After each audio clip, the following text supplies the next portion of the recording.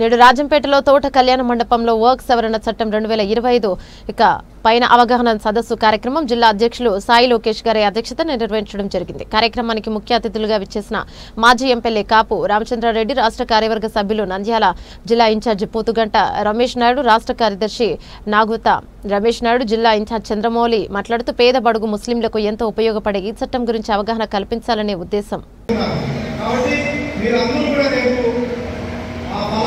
అడిగే హక్కు ఉంది, తీసుకునే హక్కు కల్పించినాడు కాబట్టి నరేంద్ర మోడీ గారు ఇది ప్రజలకు ఎక్కడ ఇదే అవుతుందో అనే ఉద్దేశంతో మన మధ్య చిచ్చు పెట్టాలనే ఉద్దేశంతో ఈ లేనిపోని దాని మీద అపోహలు కలిగిస్తూ సోషల్ మీడియాలో ప్రచారం చేయడం వల్ల దీన్ని ఈరోజు దేశవ్యాప్తంగా అందరికీ ఒక మంచి అవగాహన కల్పించాలనే ఉద్దేశంతో ఇది మంచి కార్యక్రమం దేశవ్యాప్తంగా నిర్వహిస్తున్నారు.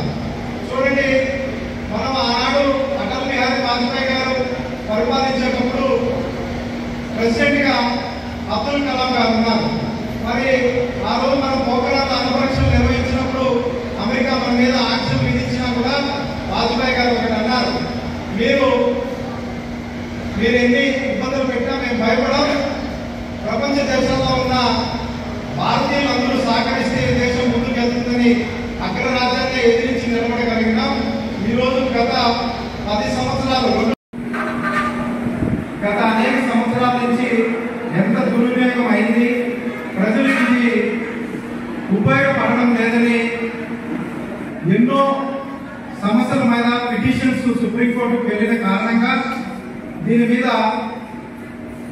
పార్లమెంట్ లో జాయింట్ యాక్షన్ కమిటీ వేసి అనేక రాష్ట్రాలు తిరిగి వీటిలో ఉన్న సమస్యలను గుర్తించి ఈ దేశంలో దాదాపు 31% మంది పేద ముస్లింస్ అట్టడుగు వర్గాల కింది స్థాయిలో ఉన్నారు. వారందరికీ కూడా ఏమి ఫలితాలు అందడం లేదు. దాదాపు దేశంలో 3వ అతిపెద్ద ల్యాండ్ బ్యాంక్ అంటే భూములున్న board, work board, 1 railway, 2 military, 3 work board ఉంది. ఈ వర్క్ బోర్డు దాదాపు 9.3 లక్షల ఎకరాల భూమి ఉంది. ఇప్పటి వరకు దాంట్లో వచ్చే ఆదాయం 166 కోట్లు మాత్రమే చూపించి ఏదో ఉడతా భక్తిగా చిన్న చిన్న కార్యక్రమాలు చేస్తున్నారు. 2006లోనే ప్రభుత్వం సచార కమిటీ వేసినప్పుడు వారు ఒక రిపోర్ట్ ఇచ్చారు. ఈ 9.3 లక్షల ఎకరాల భూమిని సక్రమంగా మనం వినియోగించుకుంటే దాదాపు సంవత్సరానికి 12,000 కోట్ల రూపాయల ఆదాయం వస్తుంది.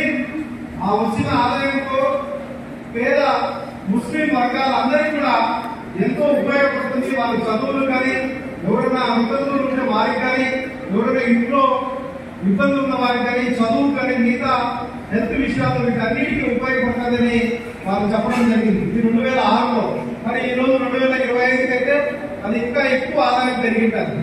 ఈ కొద్ది మంది వ్యక్తుల కబంధ హస్తాల్లోనే ఈ భూమిని పెట్టుకొని తోటి ముస్లిం సోదరులు కూడా వారు అవకాశం ఇవ్వకుండా వారే దీన్ని అనుభవిస్తున్నారు. కాబట్టి ఇది మొత్తం దేశంలో ఉన్న ముస్లిం సోదరులకు, సోదరీమణులు అందరికీ కూడా ఉపయోగపడాలని ఒక చిన్న సవరణ చేయడం జరిగింది. రేపు దీంట్లో వచ్చే ఆదాయం అంతా కూడా మీ అందరికీ కూడా ఆ ఫలాలు అందబోతున్నాయి. దీనికోసం గాను ఒక 22 మందితో జాతీయ స్థాయిలో కమిటీ వేయడం జరిగింది.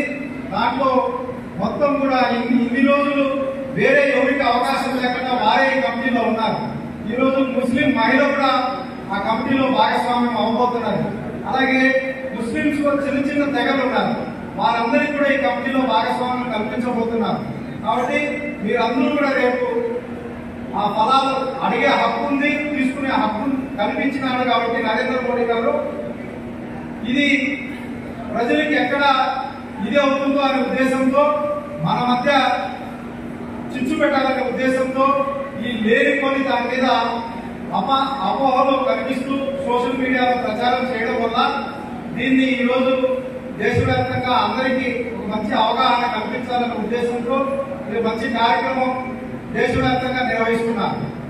సమస్యలను గుర్తించి ఈ దేశంలో దాదాపు 31% మంది పేద ముస్లింస్ అట్టడుగు వర్గాల కింది స్థాయిలో ఉన్నారు. వారందరికీ కూడా ఏమి ఫలితాలు అందడం లేదు. దాదాపు దేశంలో 3వ అతిపెద్ద ల్యాండ్ బ్యాంక్ అంటే భూములున్న బోర్డు, వక్ఫ్ బోర్డు, 1 రైల్వే, 2 మిలిటరీ, 3 వక్ఫ్ బోర్డు ఉంది. ఈ వక్ఫ్ బోర్డుకు దాదాపు 9.3 లక్షల ఎకరాల భూమి ఉంది. ఇప్పటి వరకు దాంట్లో వచ్చే ఆదాయం 166 కోట్లు మాత్రమే చూపించి ఏదో వృద్ధాపత్తిగా చిన్న చిన్న కార్యక్రమాలు చేస్తున్నారు. 2006లోనే ప్రభుత్వం సత్యాన్ని కమిటీ వేసినప్పుడు వారు ఒక రిపోర్ట్ ఇచ్చారు. ఈ 9.3 లక్షల ఎకరాల భూమిని సక్రమంగా మనం వినియోగించుకుంటే దాదాపు సంవత్సరానికి 12,000 కోట్ల రూపాయల ఆదాయం వస్తుంది. ఆ వచ్చిన ఆదాయంతో పేద ముస్లిం వర్గాలందరికీ కూడా ఎంతో ఉపయోగపడుతుంది. వారి చదువులు కానీ, ఎవరైనా వితంతువులు ఉంటే వారికి కానీ, ఎవరైనా ఇంట్లో ఇబ్బందులు ఉన్న వారికి కానీ, చదువు కానీ, మిగతా హెల్త్ విషయాలు వీటన్నిటికీ ఉపయోగపడతారని వారు చెప్పడం జరిగింది. 2006లో. మరి ఈరోజు 2025 అయితే అది ఇంకా ఎక్కువ ఆదాయం పెరిగింటారు. ఈ కొద్ది మంది వ్యక్తుల కమత హస్తాలతోనే ఈ భూమిని పెట్టుకొని తోటి ముస్లిం సోదరులు కూడా వారు అవకాశం ఇవ్వకుండా వారే దీన్ని అనుభవిస్తున్నారు. కాబట్టి ఇది మొత్తం దేశంలో ఉన్న ముస్లిం సోదరులకు, సోదరీమణులందరికీ కూడా ఉపయోగపడాలని ఒక చిన్న సవరణ చేయడం జరిగింది.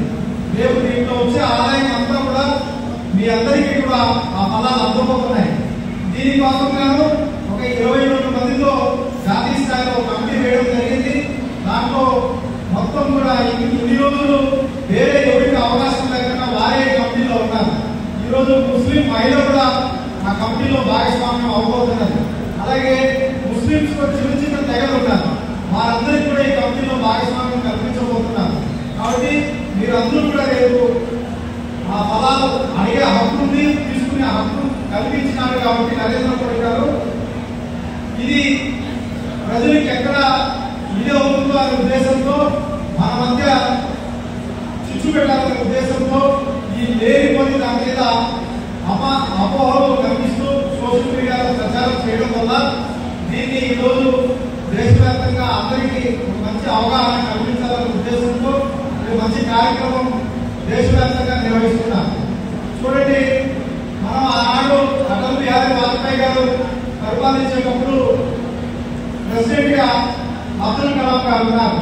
మరి ఆ రోజు మనం ప్రోగ్రామ్ అణుపరీక్షలు నిర్వహించినప్పుడు అమెరికా మన మీద ఆంక్షలు విధించినా కూడా వాజ్పేయి గారు ఒకటి అన్నారు, మీరు ఎన్ని ఇబ్బందులు పెట్టినా మేము భయపడం, ప్రపంచ దేశాల్లో ఉన్న భారతీయులందరూ సహకరిస్తే దేశం ముందుకు వెళ్తుందని అగ్రరాజ్యాన్ని ఎదిరించి నిలబడగలిగినాం.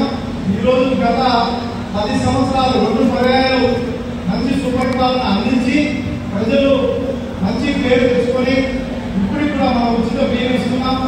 అలాగే ఎన్నో రకాల సంక్షేమ పథకాలు ఇస్తూ ప్రపంచంలోనే భారతదేశాన్ని 5వ అగ్రరాజ్యంగా నిలబెట్టినందుకు ఇవన్నీ చూసి కుట్రలన్నీ తట్టుకోలేక మన పక్కనున్న పాకిస్తాన్ దేశం ఈ రోజు వాళ్ళ ఆర్థిక పరిస్థితి ఎంత దీనంగా ఉందో, అంత ఇబ్బందుల్లో ఉన్నా కూడా మన మీద